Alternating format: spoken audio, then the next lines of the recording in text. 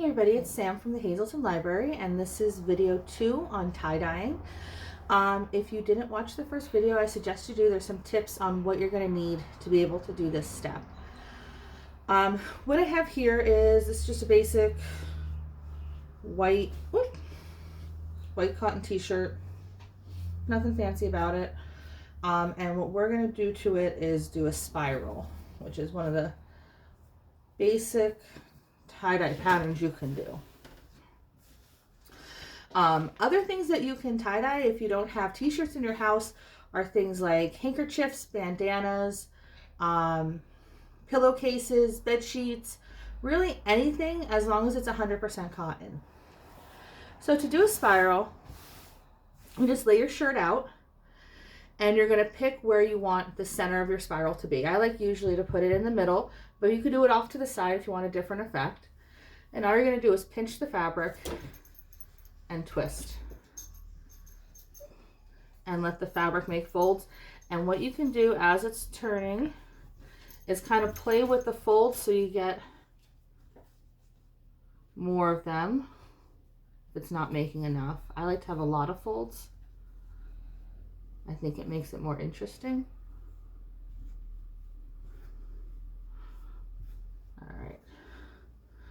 So we're just going to keep turning and twisting and twisting and twisting. Okay, so now I know this doesn't look like much, but this is what we're going to tie. To do that, I have some rubber bands. And you're going to need 4 rubber bands to do this tie.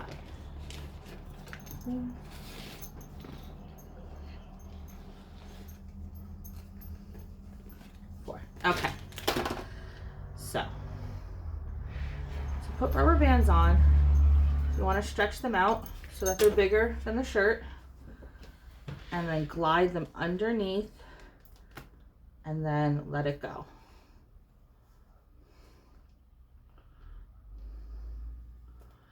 We're going to do one here.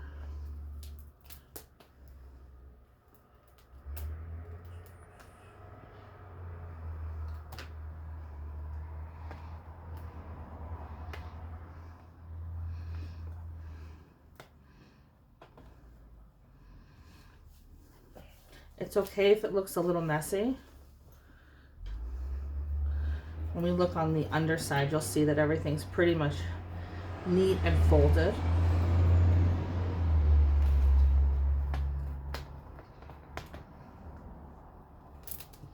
There. I want to put one more.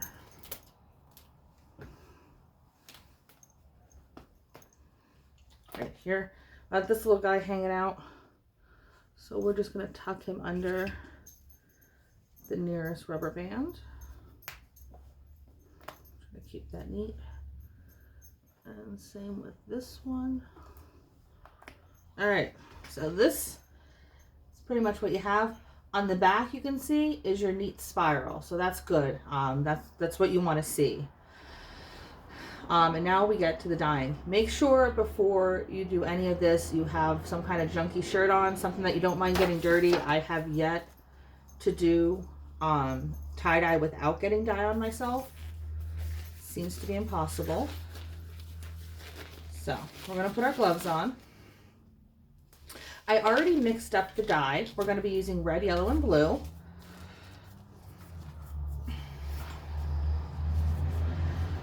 To mix them up in these bottles, the easiest way is to put about that much water in, just a little bit, and you want to use hot water. Then you're going to put the dye powder in and put the cap on, shake it real good, and once the powder is dissolved, you fill it the rest of the way with more hot water.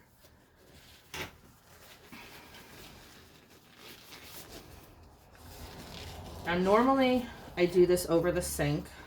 I have a stainless steel sink, so it really doesn't matter. And I'm putting dye into it. If it's enamel, I would be a little cautious and maybe try dyeing in a bin. So we got our tray here we're going to be dyeing into. And then I like to use a rack.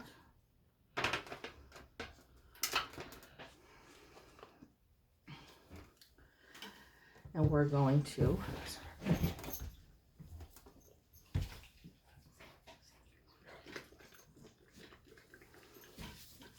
and my dog just got a rubber band.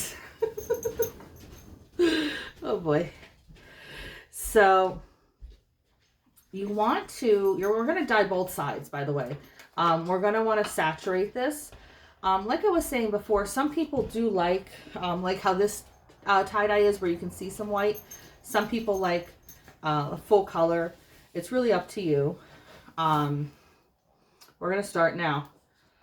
These shoot out when you tip them over, so you want to put your finger over it.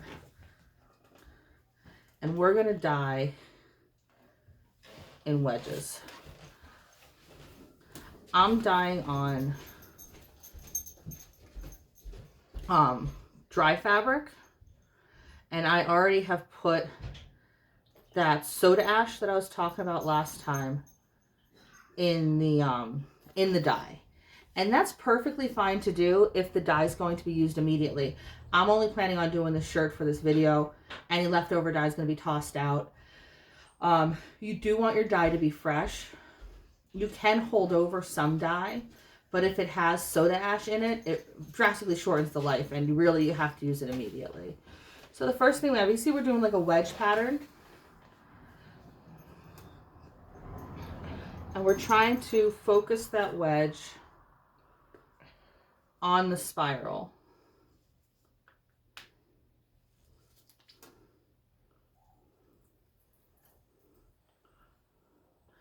So what I'm looking for here is to see that the dye is going into the fabric,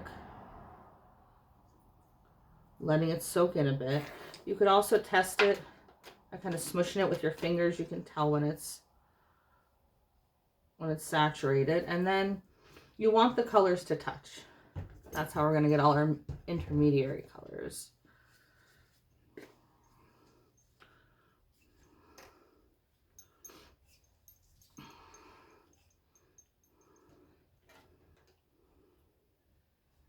This is definitely the most fun part. Now, some people do really large tapestries. They do wall hangings. And they can take days to tie them. And people, like professionals, really seem to get into making perfect folds. And sometimes what they end up with is something that's just, it's like a work of art just in how it's folded. But me, I like adding the color. And I think what I'm going to do, I did red, yellow. You can see some green forming right there. Really nice green. This is called Robin's Egg Blue. And it is the light blue color that's on this shirt. I'm also using, this is called Bright Yellow. And the red is called Chinese Red, which is pretty much the color red you would see like in a Chinese lantern for New Year's. Gonna add a little bit more blue. As long as you keep things in a wedge pattern, you're gonna get a spiral. But how you put the dye on and the pattern you put the dye on, that's completely up to you. So I'm gonna do a little red here. Also make sure to get the edges.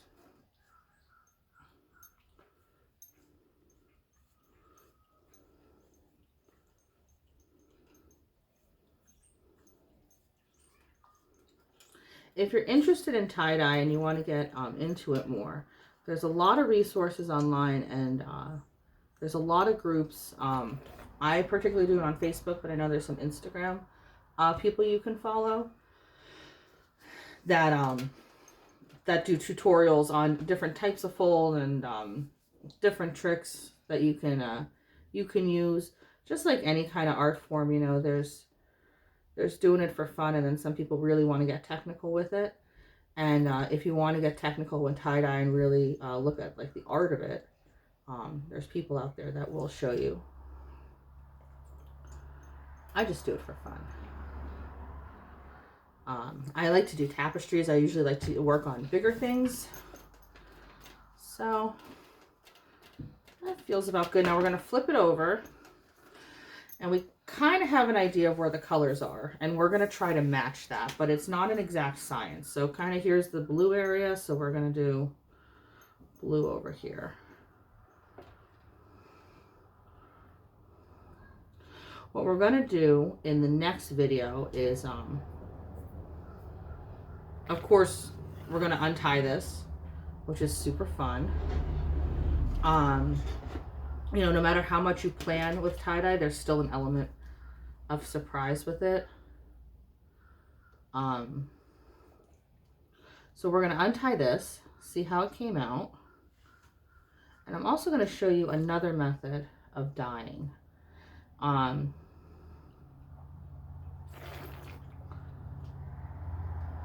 like it for the summer months. It's really fun.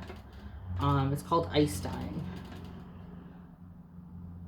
And with that, instead of dissolving the dye in water, you're putting the dye directly on the fabric and then putting ice on top of it and then letting the ice melt naturally.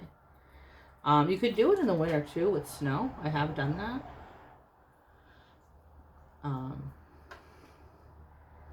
You get more of like a watercolor effect with it. These lines are going to kind of be sharp just with how I'm applying the dye and the method we're using.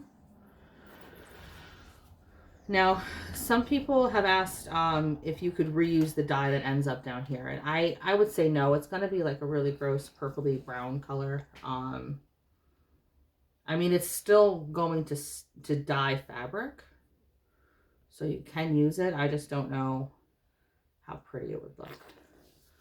All right, so we got our dye added, and I'm just feeling for spots that I don't think are saturated enough. You know, some of this is a whole shirt, and some of it's thicker in some places than in others.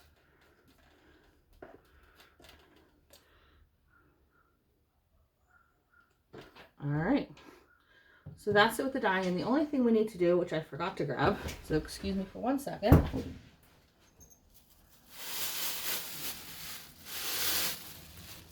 You're going to need a shopping bag. You just want to place your shirt in the shopping bag